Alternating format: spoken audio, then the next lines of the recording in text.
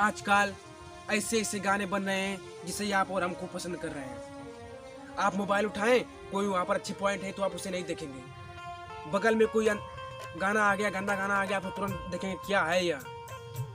मतलब अच्छी चीज आप नहीं देख रहे हैं, बुरी देखने के लिए तुरंत आगे बढ़ रहे हैं। जैसे कुछ हिंदी सॉन्ग है, लहंगा उठा दो तो हंगामा होगा, चोली के पीछे क्या है, समंदर में नहाकर आएगी तो नमकीन हो जाएगी, मुन्नी बदनाम वही हुक्का मार पल्लू के नीचे छुपा के रखा है। मतलब औरतें ऑब्जेक्ट हो गई हैं, मजे के लिए बनी है सिर्फ। मतलब उनका कोई वैल्यू नहीं है, महत्व तो नहीं है। जिसे भोजपुरी सॉन्ग है,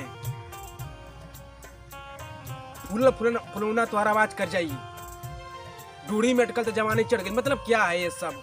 इनसे आपको कितनी सीख मिल सकती है? नोट दिस पॉइंट यू, कितनी सीख मिलेगी आपको?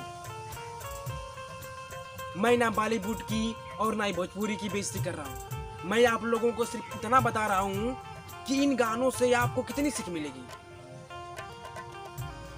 आप अभी सोचिए, कितनी अच्छी अच्छी बातों को छोड़कर आप इन बातों को देखते हैं तो आपको कितना सीख मिलेगा इन गानों से। यू नोट दिस पॉइंट, कितना सीख मिलेगी आपको। यदि कोई व्यक्ति आपको कोई अच्छी बातें बताता है, किसी अच्छे काम के बारे में सलाह देता है, यदि उसकी बातें अच्छी लग रही हैं तो आप सुनिए, यदि अच्छी नहीं लग रही हैं तो आप वहां से चले जाइए। आप ये मत कहिए कि नहीं तू पहले अपने घर वालों को बता फिर मुझे बताना। यदि आप ये बातें कहेंगे तो वह व्यक्ति कुछ बोलेगा और उन बातों में ही कुछ ऐसी बातें निकल जाएंगी जिससे झगड़े का माहौल बन सकता है। जैसे किसी लकड़ी को आप जितना गढ़ेंगे वो उतनी सुगर होती जाएगी, और आप किसी बात को जितनी गढ़ेंगे वो उतनी फुहर होती जाएगी। इसलिए आप किसी व्यक्ति से बहस और झगड़ा मत कीजिए, क्योंकि यह बर्बादी का पहला मार्ग है। दूसरा, मोबाइल से आज हर एक काम आसानी से हो जा रहा है, मगर उस पर ऐसे गंदे गंदे ऐड छपे होते हैं और फिल्मों में इतनी गंदी गंदी सीनें दिखाई जाती हैं जिसे देखने के बाद लड़के लड़कियां तुरंत गर्लफ्रेंड और बॉयफ्रेंड के चक्कर में पड़ जाते हैं। गर्लफ्रेंड और बॉयफ्रेंड बनाना ये निम्न कोटि के ही लोग करते हैं। सफल लोग तो कभी इसके बारे में सोचते ही नहीं हैं, क्योंकि उन्हें पता है कि इससे गंदा काम कोई नहीं है। आज कुत्ता भी अपना काम सीजन के अनुसार करता है, मगर आजकल के लड़के लड़कियां यह समझ ही नहीं पाते हैं कि मुझे पढ़ाई करनी है या अपनी बेइज्जती करवानी है। एक लड़की के चक्कर में या एक लड़के के चक्कर में अपनी पूरी लाइफ बर्बाद कर देते हैं। आपका सम्मान पूरा दुनिया करेगी, केवल कर्म करो। ये गंदे कामों के पीछे क्यों पड़ते? इससे केवल बेइज्जती ही मिलेगी, तारीफ कभी नहीं होती। आजकल के प्रेमी प्रेमिकाओं को यदि मना कर दिया जाए शादी करने के लिए तो लोग मरने के लिए तैयार हो जाते हैं या मर जाते हैं। अरे सालों, अगर मरने के लिए तैयार हो जाते हो तो मरने से ज्यादा डिफिकल्ट ऐसा कौन सा काम है जिसे तुम नहीं कर सकते हो?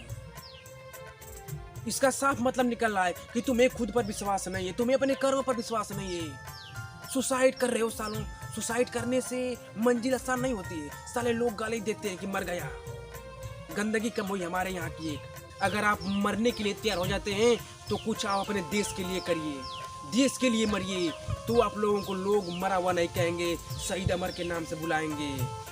बड़े बड़े लोग आएंगे, आपके सामने नहीं आपके पैरों के नीचे सर झुकाएंगे, सम्मान होगा, इज्जत मिलेगी आपको। आप लोग अपनी लाइफ क्यों लड़कों लड़कियों के चक्कर में बर्बाद करते हैं? 2-4 साल एंजॉय के लिए आप अपनी पूरी लाइफ बर्बाद कर देंगे और आपकी लाइफ तो जाएगी ही, आपकी पीढ़ी भी 2-4 साल पीछे चल जाएगी केवल बॉयफ्रेंड और गर्लफ्रेंड के चक्कर में। आप अपना पूरा फोकस अपने टारगेट पर करिए। 2-4 साल नहीं, यदि आपका टारगेट पूरा हो गया तो 2-400 पीढ़ियां आपको याद करेंगे। तीसरा कारण है, आप किसी तीसरे व्यक्ति को देखकर अपने काम को छोड़कर उसके काम में लग जाना। यदि कोई व्यक्ति अच्छा गाना गा रहा है, सिंगर है, बढ़िया सिंगर है, आप क्रिकेट खेल रहे हैं या कुछ भी स्पोर्ट में कर रहे हैं, आप उसे देखेंगे तो आप कहेंगे कि नहीं मैं भी इसे करूंगा। इससे आपका लक्ष्य आसान नहीं हो जाएगा और डिफिकल्ट हो जाएगा। आप कभी उसे पूरा ही नहीं कर सकते हैं। आपका दिल जिसमें लगता है केवल उसी को करिए।